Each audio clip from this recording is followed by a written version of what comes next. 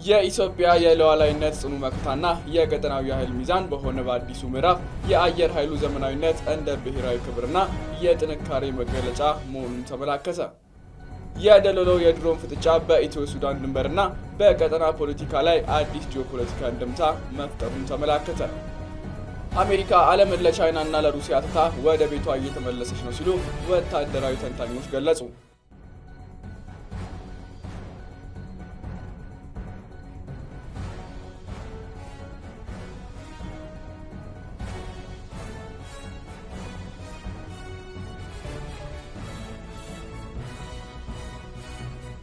ሰላም ጤና ይስጥልን ቻናላችን ተከታታዮች፣ የሰዓቱን የሀገር ውስጥና የውጭ አጫጭር ዜናዎች ከዚህ ሰዓት ጀምሮ ወደ እናንተ የምናደርስ ይሆናል። ለቻናላችን አዲስ የሆናችሁ ሰብስክራይብ በማድረግ ቤተሰብ እንድትሆኑ እንጋብዛለን።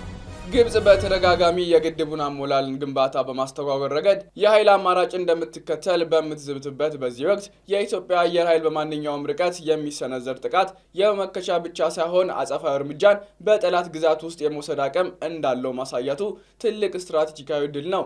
ይህ ለኢትዮጵያ ሕዝብ የሚሰጠው መልእክት ግድባችን በአስተማማኝ ጥበቃ ስር ነው የሚል ሲሆን ለታሪካዊ ተቀናቃኞች ደግሞ ኢትዮጵያን መንካት ዋጋ ያስከፍላል የሚል ብርቱ ማስጠንቀቂያም ነው። ከኤርትራ ጋር ያለውን ወቅታዊ ውጥረትና የቀይ ባህርን ጉዳይ በተመለከተም የኢትዮጵያ አየር ኃይል እያሳየ ያለው ቁመና የሀገሪቱን የህልውና ጥያቄዎች በኃይል ጭምር ለማጀብ የሚያስችል ብቃት እንዳለው ማሳያ ነው። ኢትዮጵያ እንደ አንድ ትልቅና በህዝብ ብዛት እንደምትታወቅ ሀገር የባህር በር የማግኘት ፍላጎቷ የቅንጦት ሳይሆን የህልውና ጉዳይ መሆኑ የታወቀ ነው። በዚህ መድረክ ላይ የቀድሞቹ የጦር መሪዎች እነ ጀነራል ጻድቃን ገብረትንሳኤና ጀነራል ሳሙራ የኑስ መገኘታቸውን ኢትዮጵያ የውጭ ስጋት ሲመጣባት የውስጥ ልዩነቷን ወደ ጎን በመተው ለሀገር ክብር እንደ አንድ ልብ መምከር እንደምትችል የሚያሳይ ነው። ይህ የአንድነት መንፈስ ከኤርትራ ጋር ያለውን ግንኙነት በጥንቃቄ ለሚከታተሉ አካላት ኢትዮጵያ ለብሔራዊ ጥቅሟ ስትል ማንኛውም አይነት ስምምነት ጥምረት መፍጠር እንደምትችልና ለጥቅሟ እንደማትደራደር የሚያረጋግጥ ነው። በሀገር ውስጥ ካለው የፖለቲካ ሽኩቻና የስልጣን ፉክክር አንጻር ንግግሩ ትልቅ ትርጉም አለው። በሀገሪቱ የተለያዩ አካባቢዎች የሚታዩ የጸጥታ ችግሮችና የብሔራዊ ፖለቲካ ውጥረቶች ባሉበት በዚህ ወቅት ጠቅላይ ሚኒስትሩ አየር ኃይሉንና መላው መከላከያ ሰራዊቱን እንደ አንድ የኢትዮጵያዊነት መሳሪያ የሉዓላዊነት ምልክት አድርገው ማቅረባቸው ብሔራዊ አንድነትን ለማጠናከር የሚረዳም ነው። ኢትዮጵያ እናት ናት የሚለው ንግግራቸው ዜጎች ከብሔርና ከቡድን ጥቅም ይልቅ ለሀገር ዘላቂ ህልውና እንዲቆሙ የሚያበረታታም ነው። እንዲህ ያለ ጠንካራና ዘመናዊ ወታደራዊ ተቋም መገንባቱ በሀገር ውስጥ መፈራረስን ለሚመኙ ባንዳዎችና የውጭ ኃይሎች ተላላኪዎች ትልቅ ተስፋ መቁረጥ የፈጠረ ነው። አየር ኃይሉ የጥቂቶች ሳይሆን የሁሉም ኢትዮጵያን የጋራ ኩራትና የሉዓላዊነት ጋሻ ሆኖ መውጣቱን ሀገራዊ መግባባትን ለመፍጠር የሚደረገውን ጥረት በጉልህ ይደግፋል። ጠቅላይ ሚኒስትሩ በንግግራቸው ያነሱት የሰው ኃይል ግንባታና ወደ አምስተኛው ትውልድ ተዋጊ ጀቶች የመሸጋገር ህልም ኢትዮጵያ ወደፊት ያላትን ትልቅ ራዕይ የሚያንጸባርቅም ነው። ይህ ራዕይ ኢትዮጵያ የአፍሪካ ቀንድ ብቸኛ ሀያል ሀገር የማድረግና በቀጠናው የሚታዩ ማናቸውም ወታደራዊና ፖለቲካዊ እንቅስቃሴዎች ያለ ኢትዮጵያ ፍቃድ እንዳይከናወኑ የማድረግ ግብ አለው። የአየር ኃይሉ ዘመናዊነትና የሰራዊቱ ጽናት ኢትዮጵያን ከድህነትና ከኋላ ቀርነት ለማላቀቅ በሚደረገው ጉዞ ውስጥ እንደ ትልቅ ዋስትና የሚቆጠር ነው። ሰላም የሚረጋገጠው ለጦርነት ዝግጁ ሆኖ በመገኘት መሆኑን የተረዳው የኢትዮጵያ መንግስት እንዲህ ያለውን ግዙፍ ወታደራዊ አቅም መገንባቱ ለቀጠናው ሰላም ጠባቂነት፣ ለሀገሪቱ ብልጽግና የማይተካ ሚና ይጫወታል። በአጠቃላይ ይህ ታሪካዊ ትዕይንት በጠቅላይ ሚኒስትሩ የተላለፈው ጥልቅ መልእክት ኢትዮጵያ በታሪኳ ጠላቶቿ እንዳትደፈር የሚከላከል የጥንካሬ ምስል ለህዝቧ የለገሰ ነው። ኢትዮጵያ በልጆቿ ጥረትና በሰራዊቷ ጽናት ከፍ ብላ መብረሯን እንደምትቀጥል ለማንኛውም አይነት ትንኮሳም የማይቀለበስና የሚያደግ አጸፋዊ ምላሽ እንዳላት በተግባር የታየበትም ነው። ይህ የአየር ኃይላችን የ90 ዓመት ጉዞና አሁናዊ ምጥቀት የኢትዮጵያዊነትን ጽናት፣ የጥቁር ህዝቦችን ኩራት፣ የሀገራችንን የማይናወጥ ሉዓላዊነት ለዘላለም የሚያጸናም ድል ነው። በመቀጠል የደሎሎ የድሮን ፍጥጫ በኢትዮ ሱዳን ድንበርና በቀጠና ፖለቲካ ላይ አዲስ ጂኦፖለቲካዊ አንድምታ መፍጠሩም ተመላከተ።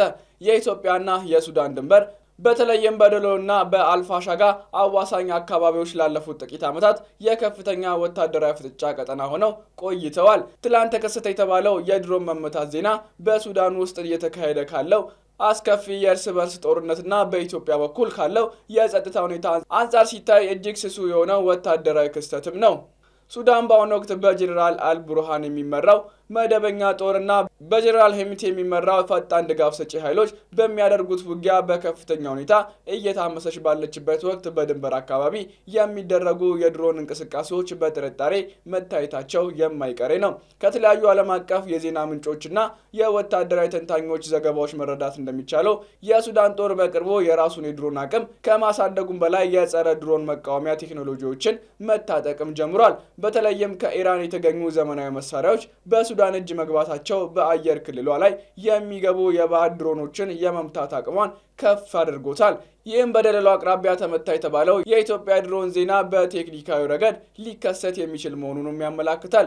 በፖለቲካዊ መልኩ ደግሞ የሱዳን መንግስት በተደጋጋሚ ጎረቤት ሀገራት ለተቃራኒ ወገን መረጃ ወይም ወታደራዊ ድጋፍ ይሰጣሉ የሚል ስጋት ሲገልጽም ቆይቷል። ምንም እንኳን የኢትዮጵያ መንግስት በሱዳን የውስጥ ጉዳይ ጣልቃ እንደማይገባ በተደጋጋሚ ቢገልጽም በድንበር አካባቢ የሚደረጉ የድሮን የቅኝ በሱዳን ወገን እንደ ትንኮሳ ወይም እንደ መረጃ አሰባሰብ ተደርጎ ሊወሰድ ይችላል።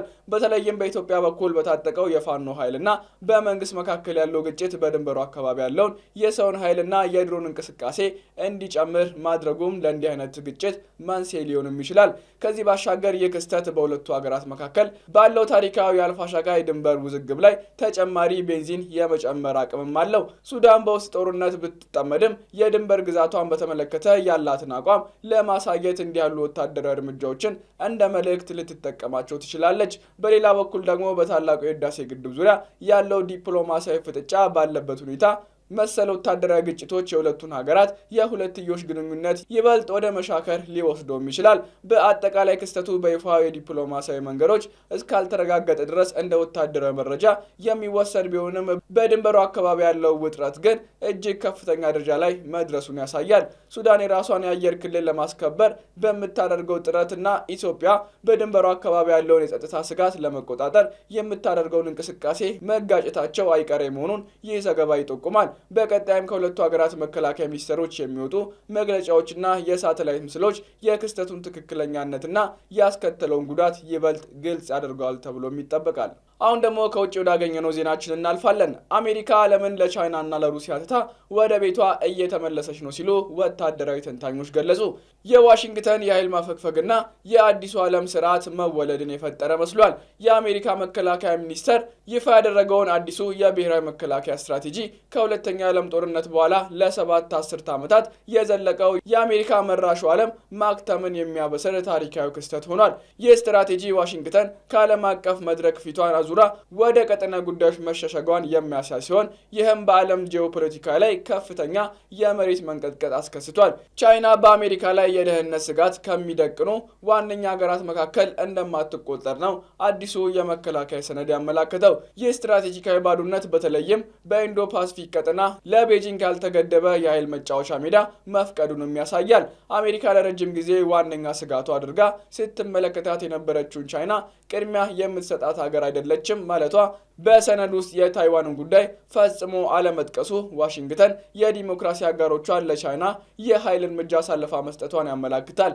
ይህ አካሄድ ቻይና ያለ አንዳች ወታደራዊ ስጋት የቀጠናዋ የበላይ ኃይል እንድትሆን የሞራልና የስትራቴጂ ድጋፍ ሆኗታል። በተመሳሳይ መልኩ ስትራቴጂው ሩሲያን እንደ ስጋት አለመቁጠሩና አውሮፓን የስልጣኔ ውድቀት የገጠማት አድርጎ መፈረጁ የሰሜን አትላንቲክ ቃል ኪዳን ድርጅት የህልውና አደጋ እንዲጋረጥበት አድርጓል። ሞስኮ ይህንን ሰነድ ከራዕይዋ ጋር የሚጣጣም ስትል መግለጿ አውሮፓ ደህንነቷን ለክሬምሊን ፍላጎት አሳልፋ መስጠቷን ያረጋግጣል።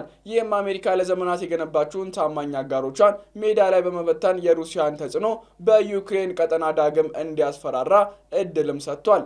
ከዚህ በተጨማሪ አዲሱ ስትራቴጂ አሜሪካን ከዓለም መሪነት አውርዶ ወደ ምዕራባዊውን ንፍቀ ክበብ ወይም ዌስተርን ሄሚስፌርን ጥበቃ ብቻ ዝቅ አድርጓታል። ዋሽንግተን ትኩረቷን ወደ ፓናማ ካናል፣ ካሪቢያንና ግሪንላንድ ማዞሯን ከርዕዮተ ዓለም መሪነት ይልቅ ወደ ጥሬ ሀብት ፍለጋና ቀጥተኛ ግዛት ቁጥጥር መሸጋገሯን ያሳያል። ግሪንላንድን የመጠቅለል ፍላጎትና በቬንዙዌላ ላይ የተወሰደውን እርምጃ አሜሪካ ከዓለም አቀፉ ሕግ ይልቅ የጉልበት ፖለቲካ መምረጧን የሚያሳይ አዲሱ የኢምፔሪያሊዝም መገለጫ ተደርጎም ሊወሰድ ይችላል። በመጨረሻም አስተዳደሩ ከኢትዮጵያ ሀሳባዊነት ወጥተናል ማለቱ ቀደም ሲል አሜሪካ ለሰብአዊ መብቶች ለዲሞክራሲና ለዓለም አቀፉ ተቋማት የነበራትን ቁርጠኝነት ማቆሟን ያረጋግጣል። ይሁን እንጂ ይህ ተጨባጭነት ወይም ሪያሊዝም አሜሪካን በዓለም ፊት ብቸኛ እያደረጋትም ነው። አጋሮቿ በዋሽንግተን ላይ ያላቸው እምነት ሲሸረሸር እንደ ቻይናና ሩሲያ ያሉ ኃይሎች አማራጭ የዓለም ስርዓት እንዲገነቡ በር ከፍቶላቸዋል።